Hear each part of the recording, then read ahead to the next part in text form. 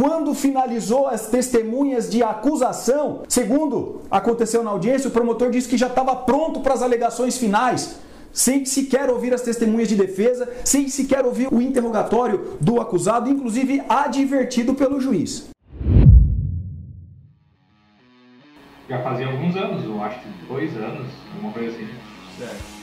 Aí nessa data, que foi vésperas ali, festivas, né?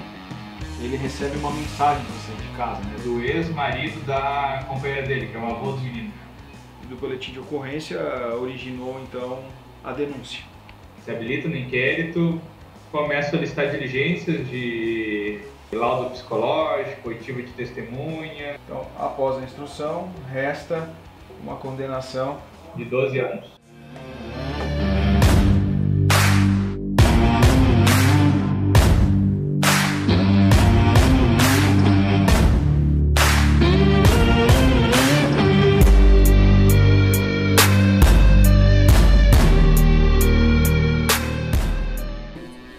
Defensor Dr. Franklin, que está presente.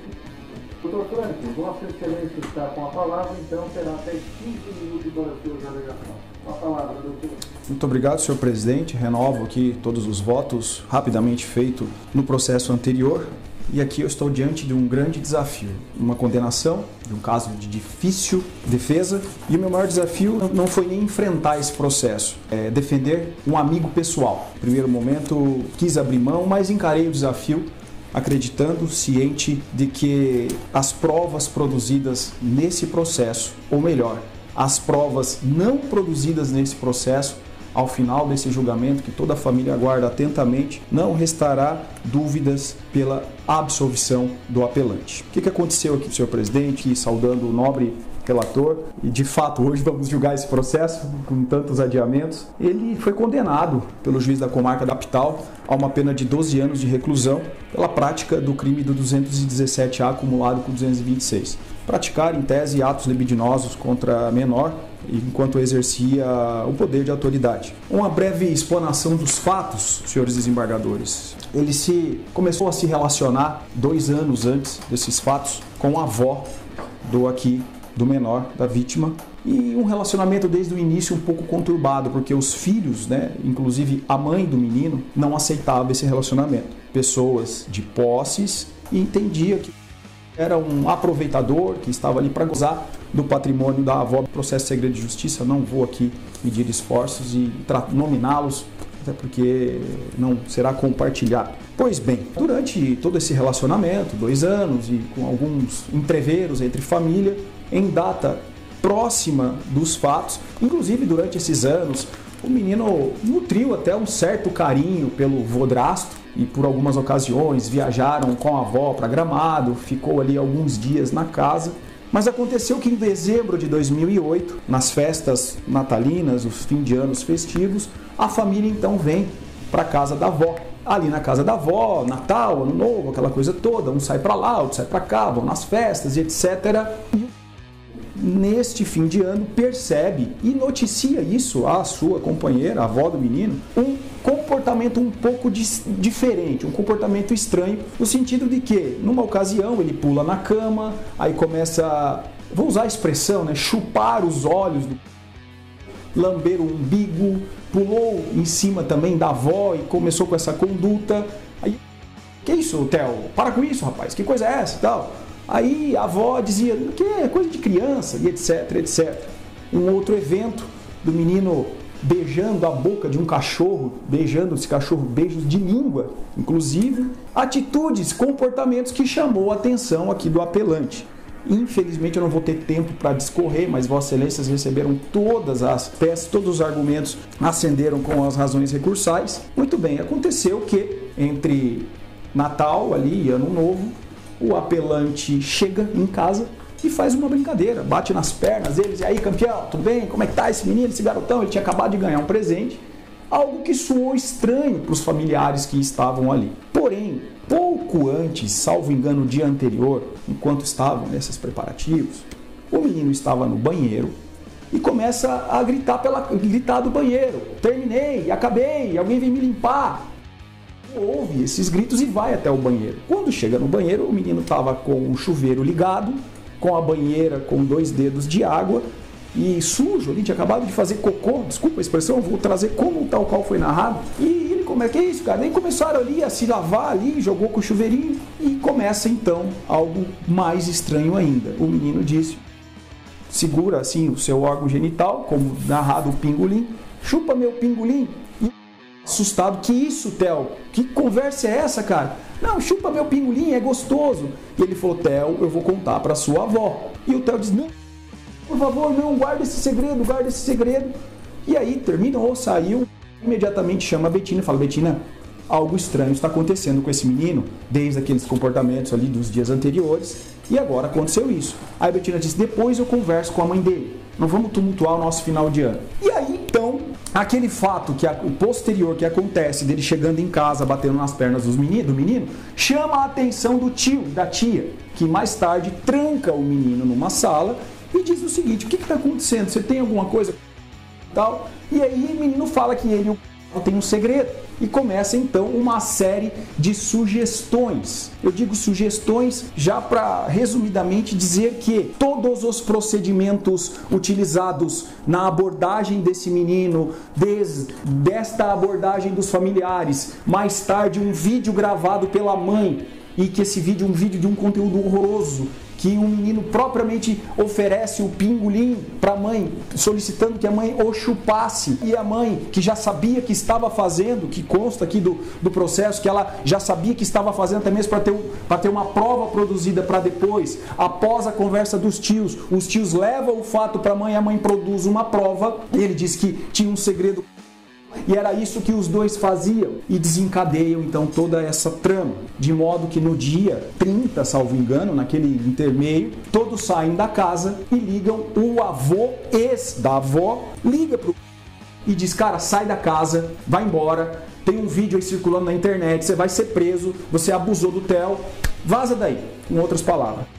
Apavorado e, para resumir bastante, busca então ter conhecimento das acusações, das alegações, do boletim de ocorrência e começa a fase inquisitorial. Rapidamente percebemos e tivemos conhecimento que esse inquérito que o menino foi submetido a um laudo psicológico feito pela escrivã forense e quando então habilitados diante da dificuldade em todos os casos que Vossa Excelência já enfrentaram, enfim, é um crime de caráter subjetivo, que a defesa tem um desafio muito grande. Nós já fizemos, requeremos uma série de diligências, sobretudo para que o também fosse submetido a um laudo psicológico, porque é simples, um laudo da psicóloga dizer que o menino tem traços de ter sido abusado. E, a contrário senso, numa engenharia reversa, o interesse da defesa era que também fosse submetido a um laudo psicológico para ver se ele também tinha traços de abusador. Pai de família, de famílias anteriores, avô, nunca teve um problema dessa natureza, pelo contrário, compartilhava de um carinho extremo com esse menino. Todos os nossos requerimentos na fase inquisitorial foram negados. Rapidamente, então, oferecida a denúncia em 15/10 de 2019 e na defesa nós, na resposta à acusação, trouxemos uma série de requerimentos, porque neste intervalo nós tivemos o cuidado de falar com uma psicóloga para que tanto o laudo quanto os métodos utilizados pela psicóloga fossem submetidos a uma avaliação para saber se eram eficazes para aquela conclusão. É submetido também a um teste psicológico, a um acompanhamento, e a conclusão desse laudo está nos autos, que não teria sido efetiva para a conclusão, outros métodos seriam necessários.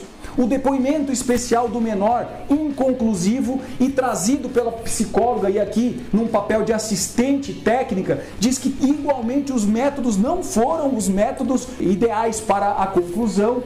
Pois bem, igualmente todos os nossos pedidos indeferidos. Curioso que durante a instrução, a defesa igualmente teve o cuidado, senhores desembargadores, de trazer uma psicóloga para acompanhar a oitiva da psicóloga forense, para nos auxiliar nos questionamentos, de que forma abordar, até porque somos advogados, juízes, promotores, não sabem abordar essas situações. E, diante de todos os questionamentos, a própria psicóloga conclui que poderia sim ter sido investigado mais, que só aquele método poderia estar relativamente não confiável para a conclusão que chegou. Enfim, diante deste relato da própria psicóloga, requeremos novamente uma perícia psicológica em todos os envolvidos, sugerida inclusive pela psicóloga da polícia, que também foi indeferida. Alegações finais com todo o respeito ao membro do Ministério Público. E Vossa Excelência, senhor presidente, nobre relator, recebeu as alegações orais, que, diga-se de passagem, quando finalizou as testemunhas de acusação, segundo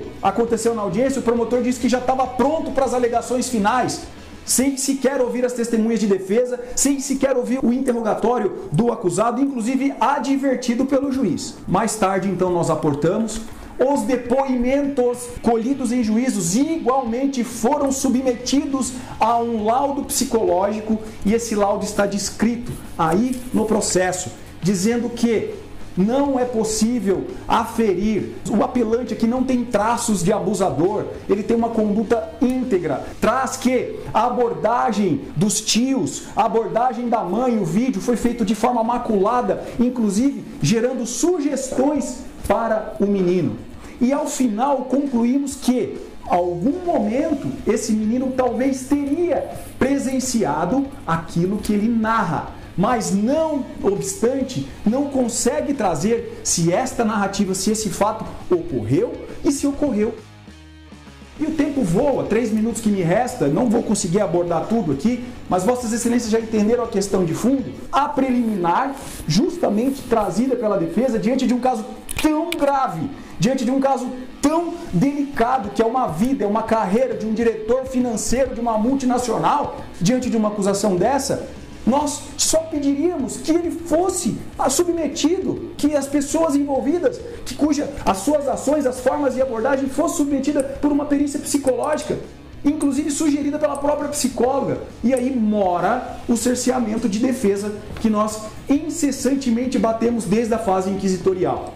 E na sentença, senhores desembargadores, Sua Excelência então condena o apelante, na primeira fase coloca no mínimo, fixa no mínimo, e na terceira fase majora a pena na metade, considerando a autoridade de voo, né, o 240 e poucos lá do CPP, e aumentando a pena para 12 anos. Muito bem, esta sentença baseada tão somente em um único laudo feito por uma psicóloga da Delegacia da Polícia Civil, cuja toda a contraposição, diversos contralaudos, não sei se existe essa expressão, foram feitos por psicóloga particular contratada, profissionais idôneos, para dizer que o método utilizado para tamanha acusação não foi idôneo, faltou, era possível, era necessário uma maior investigação, e o que se insurge a defesa é justamente isso. Nós não estávamos preocupados com o resultado deste laudo, com o resultado desta perícia, e já vou concluir minha fala, senhor presidente. Nós gostaríamos de sim chegar à verdade, porque quando da não aplicação da continuidade delitiva, lá na dosimetria da pena, Sua Excelência diz assim, usando do próprio laudo, usando daquele fato que iniciou tudo isso, aquele fato de fato não traz consequências, e o menino não tem caráter formado, não tem consciência científica formada para descrever em quanto tempo esses eventos aconteceram. Fala essa trazida pela psicóloga. A situação é essa. Preliminarmente, o cerceamento de defesa. Esse processo precisa de uma prova mais robusta para comprometer toda a vida e a índole de uma pessoa, de índole, uma pessoa que não tem traço nenhum, uma pessoa que já teve uma família e tem filhos, netos. É assim que sustentamos, senhores desembargadores. Os laudos estão todos aí para demonstrar. Não cometeu os fatos narrados na denúncia, rechaçados, corroborados na condenação. Acima de tudo, falsas memórias foram plantadas na mente desse menino, sugestões de seus próprios familiares, para que aquelas provas trazidas desde a fase inquisitorial pudessem ser pesadas contra a sua pessoa. Encerrando a minha fala e aqui mantendo o meu protocolo de não ultrapassar o tempo regimental, encerro, pugnando pelo provimento, pelo conhecimento e consequente provimento do presente recurso, reconhecendo a preliminar, baixando para diligência se for o caso, ou ainda assim absolvendo as acusações que lhe são imputadas. Muito obrigado, senhor presidente. Os demais desembargadores, devolvo a palavra para a oitiva do voto.